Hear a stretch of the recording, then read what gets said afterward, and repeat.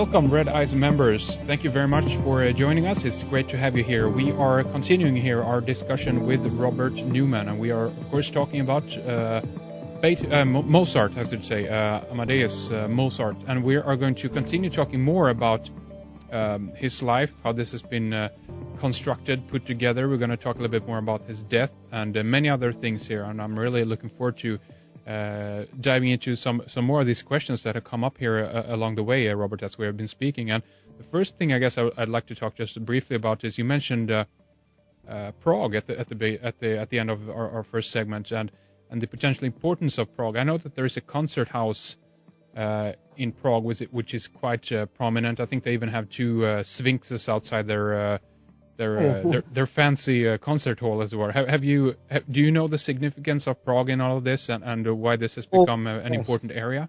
What a great question! What a tremendous question! You know, there are two main cities in the career of Mozart. One of them was Vienna, and the other one was Prague. Of course, Salzburg.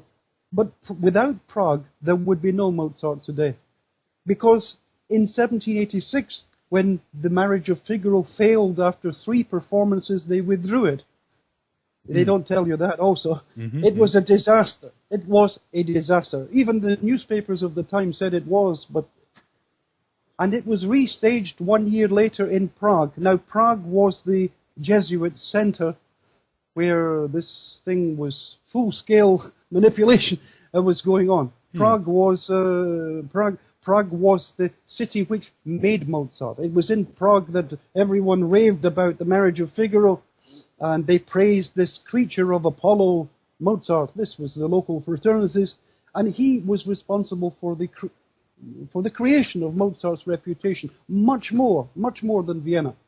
It was Prague partly through the Jesuits, but also through the fact that Prague was the center for many of his patrons had estates in Prague also. Okay. And you a center of Illuminati activity also. But well, there you go. And I've even seen pictures of where we have, if we just briefly talk about the symbolism of Prague, where you have both Star of David's, Maltese crosses mixed with each other, and it seems to be just that this is a place where a lot of different secret societies come together, and where we usually kind of see alleged, opposition against each other between these secret societies. That doesn't seem to be the case in Prague. There seems to be that everyone is coalescing and getting together there, so to speak. Well, it's rather like the elections, where you have two parties who are opposed to each other, but they go to dinner with each other behind the scenes. Yeah, there you go. And the secret societies were simply the recruiting ground for people who would not normally have agreed with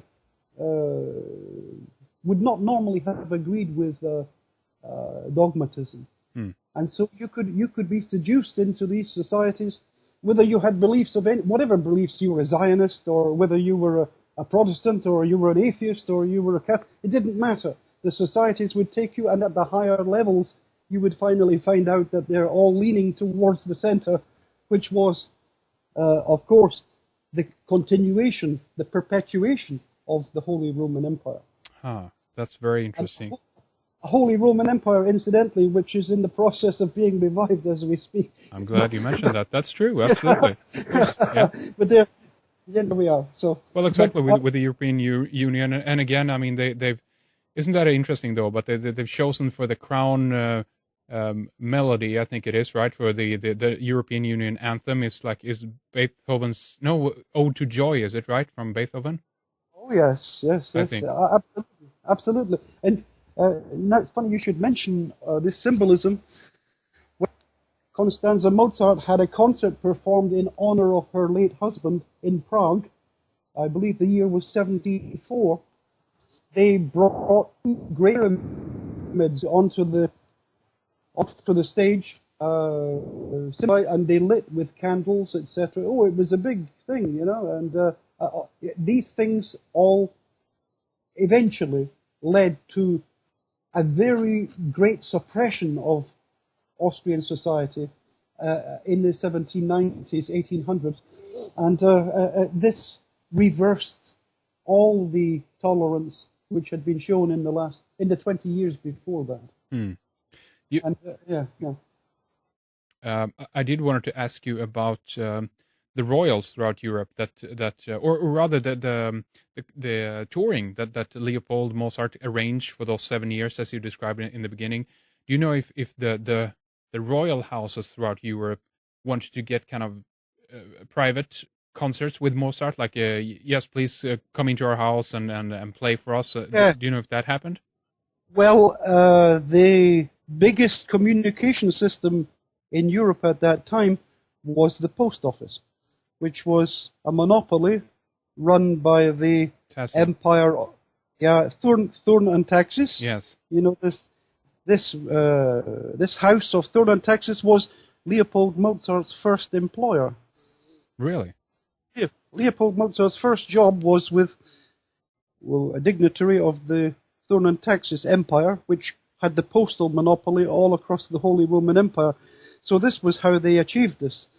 It was not a problem, and that's the communication line, so that mail could be sent rapidly back and forth. And well, exactly. And someone pointed out as well a while back that since the Tassi of the Thurn and Taxi family were involved in this is why the mail system today is called the royal mail in many countries. You know, this was the system that the royals used to communicate, and hence that's why also this is a family that would have consequently become very powerful, because they know what the royals are talking about, right? Because I think that the Thurn and Taxi from beginning wasn't a nobility family, but they were incorporated into that system where they became nobility after a certain point, I think.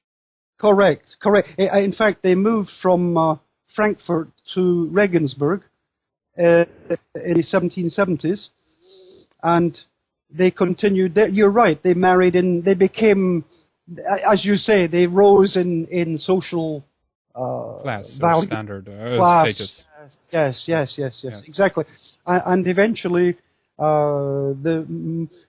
Regensburg was a very important place for the creation of Mozart's reputation. Definitely, as was Prague, but Mozart visited Regensburg in 1790, the year before he died. And is that in Germany, is it? Regensburg, yes. Okay.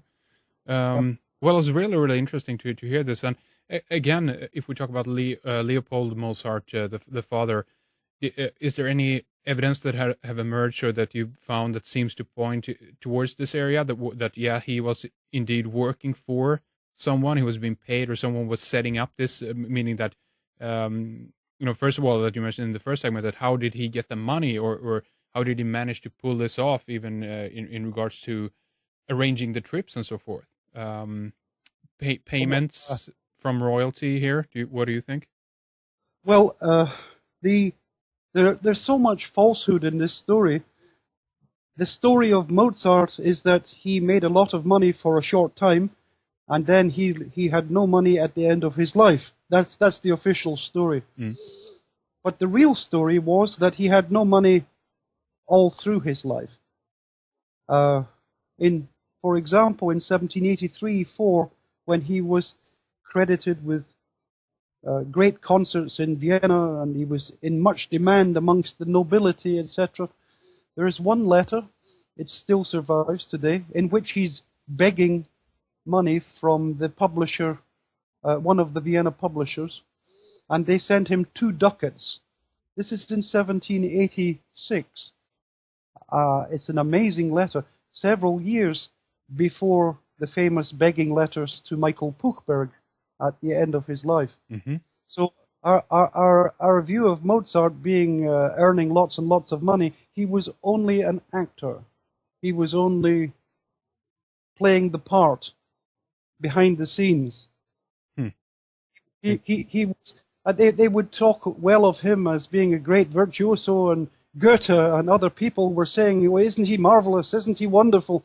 But his very first opera in Vienna, Die Entführung aus dem Serail, the abduction from the Seraglio, 1782, the very first Vienna opera of Mozart. A contemporary diarist, his name was Count Zinzendorf, noted in his diary on the day of the premiere, "This music is not by Mozart. Mm-hmm. It is by others. Well, there you are, you see. But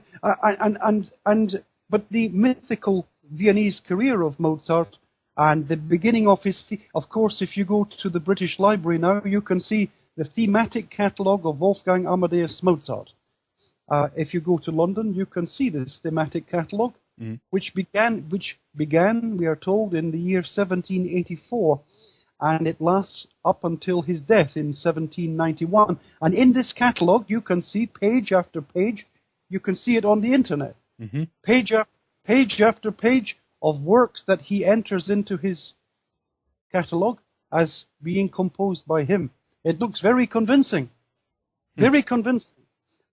But the only problem is, well, there are hundreds of problems, but the number one problem is the watermark on this catalogue dates from 1802. Okay. 10 years after his death. Well, that's a small point, but I hope you agree it's significant. It's a very significant point. That's right. So this kind of information tends to reinforce. And then, of course, there was, on his death in 1791, were protracted negotiations for the sale of his manuscripts, which lasted from 1791 up until 1799, 8 whole years of talking about it. Mm-hmm. That's the official story.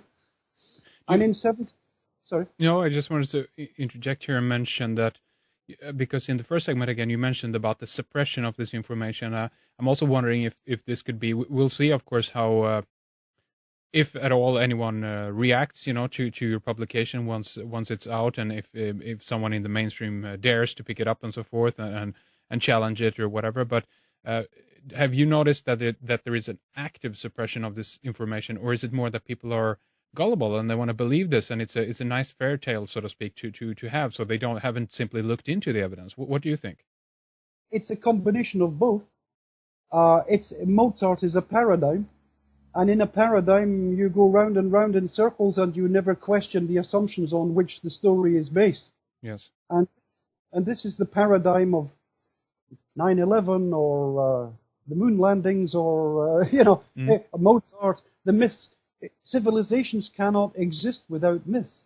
Even in the days of Socrates, if you question the myths of the state, you are regarded as a heretic. You don't get funding from the big corporations. They will say, "Oh, we're going to withdraw our sponsorship unless you conform to the norm, the expectation." So this is what happens. Talent suppressed. It's interesting that you mentioned that, because again, this is the idea about the prime of the species, almost, in that sense. This is the pivotal point in human achievement, at least when it comes to music. Even his music is being sent on the golden disc that is being sent out into space by the Voyager craft or what have you. This is what we're going to show the aliens if they arrive. You know what I mean?